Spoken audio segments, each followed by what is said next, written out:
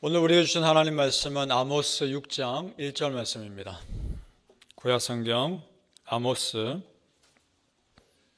6장 1절입니다. 우리 함께 같이 읽겠습니다. 시작. 화 있을진저 시온에서 교만한 자와 사마리아 산에서 마음이 든든한 자 곧 백성들의 머리인 지도자들이여 이스라엘 집이 그들을 따르는도다. 아멘. 오늘 새벽에 예배하신 하나님의 은혜가 우리 성도님들께 함께 하시기를 예수님 이름으로 축복합니다. 아멘. 자, 오늘은 하나님의 심판의 메시지인데 그 첫 대상자가 지도자들입니다. 지도자인 만큼 백성들을 바른 길로 인도할 책임이 그들에게 있기 때문에 그렇습니다. 자, 6장 1절에 보니까 시온에서 교만한 자란 말이 먼저 나오는데 이것은 남쪽 유다 예루살렘에 살고 있는 유다 지도자들입니다. 그 다음에 사마리아에서 마음이 든든한 자가 나오는데 이것은 북쪽 이스라엘의 수도 사마리아에 사는 이스라엘 지도자들입니다. 그러니까 이스라엘 전체 남쪽과 북쪽 지도자들을 말합니다. 그들을 백성들이 따른다고 되어 있습니다. 그러면 지도자들이 먼저 모범을 보여서 하나님 잘 믿게 해야 되는데 그렇지 않았다는 겁니다. 그래서 그들에게 하나님 선포합니다. 화 있을진저 라고 선포합니다. 그래서 성도님들 어느 공동체나 앞에서 섬기는 자들이 더 기도해야 되고 더 깨어 있어야 합니다. 왜냐하면 그 리더십의 영성이 그 공동체의 영성에 큰 영향을 주기 때문에 그렇습니다. 리더의 중요성을 다른 성경에도 이렇게 강조합니다.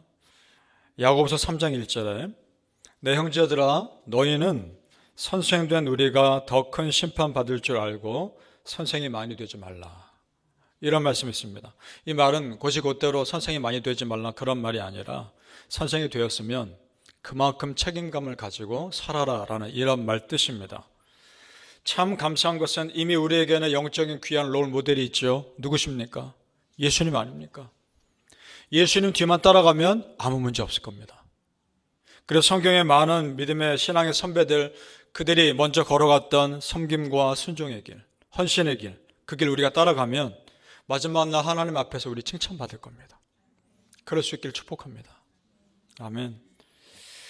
여러분 천국에 갔을 때 가장 먼저 만나고 싶은 신앙의 인물이 있습니까? 아마 다 한두 사람씩은 있으실 겁니다. 그럼 그 길 따라가십시오.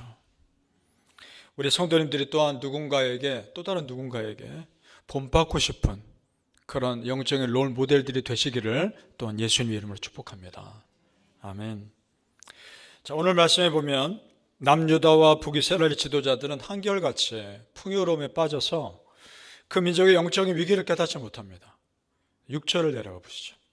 같이 읽어보겠습니다. 6절 말씀 시작. 대접으로 포도주를 마시며 귀한 기름을 몸에 바르면서 요셉의 환난에 대하여는 근심하지 아니하는 자로다. 대접으로 포도주를 마시고 귀한 기름을 몸에 바른다.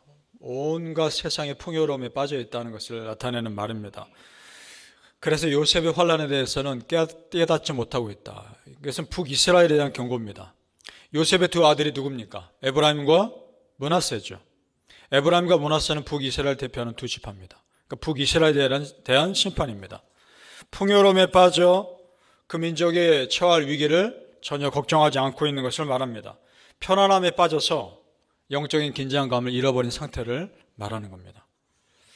자, 여러분 물론 우리가 평안하면 너무 좋죠. 너무 행복하고 감사한 일이죠.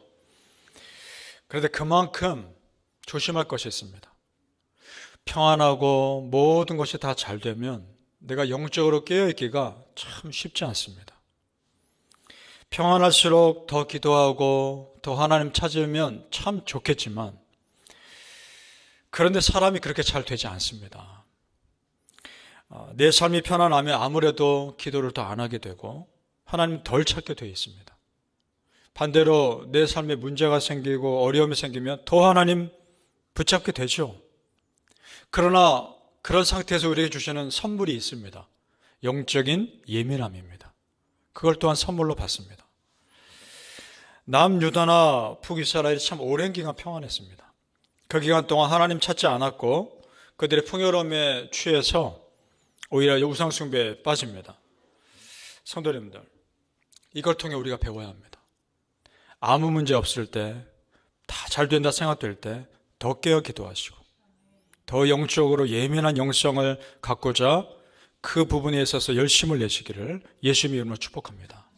아멘. 믿음이라고 하는 것이 선물이죠. 믿음은 참 선물입니다. 그저 받은 하나님의 선물인데 그 믿음을 아름답게 가꾸어 가야 할 책임은 우리에게 있습니다. 내 믿음이 느슨해지지 않도록 여러분의 삶에서 여러분의 삶을 그런 영적인 시스템으로 만들어갈 필요가 있습니다. 예를 들어 새벽 기도 나오는 건 참 좋은 예입니다. 내 영성을 긴장감을 가지고 유지하기에 새벽 기도회만큼 좋은 것은 없습니다. 또 이런 것도 있죠. 말씀을 포스트잇에 적어서 곳곳에 붙여놔서 늘 수시로 말씀을 접할 수 있게 하고 외울 수 있게 만드는 것도 좋은 방법이고, 성경을 내 손 뻗을 만한 곳에 곳곳에 둬서 언제든지 펴서 읽을 수 있게끔 만드는 것도 좋은 방법이고, 목원들과 함께 성경 읽기를 같이 하는 것도 참 좋은 방법이고, 그런 것들이 있습니다. 어떻게든 은혜 앞에, 말씀 앞에 나를 노출시키는 겁니다.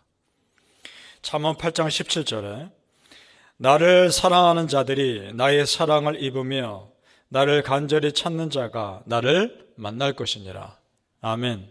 그렇습니다. 성도님들, 평안할 때나 어려울 때나 한결같이 하나님 찾으셔서 우리 하나님 앞에서 참으로 깨어있는 영성의 소유자들 되시기를 예수님 이름으로 축복합니다. 아멘. 오늘 말씀은 또 이런 내용이 나옵니다. 이스라엘의 장례 문화를 모르면 잘 이해되지 않는 구절이 나옵니다. 10절 말씀 같이 읽어보죠. 10절 말씀 시작. 죽은 사람의 친척 곧 그 시체를 불사를 자가 그 뼈를 집 밖으로 가져갈 때에 그 집 깊숙한 곳에 있는 자에게 묻기를 아직 더 있느냐 하면 대답하기를 없다 하리니 그가 또 말하기를 잠잠하라 우리가 여호와의 이름을 부르지 못할 것이라 하리라. 아멘. 중요한 구절입니다. 자, 기본적으로 이스라엘 사람들의 장례 문화는 매장입니다. 땅에 묻거나 굴 속에 묻거나 하는 겁니다. 화장이 아닙니다. 화장을 했을 때 경우는 언제인가? 전염병에 의해 죽었을 때입니다. 문둥병에 의해 죽었거나 전염병으로 죽었을 때 그 사람의 시체는 화장합니다. 그러니까 지금 이 사람은 전염병으로 죽은 겁니다. 그리고 잘 보면 가족이 장례를 치르는 것이 아니라 또 다른 친척이 그 시체를 불사른다고 되어 있습니다. 그러면 가족들도 다 같이 전염병에 죽은 겁니다. 그만큼 비참한 상황인 거죠.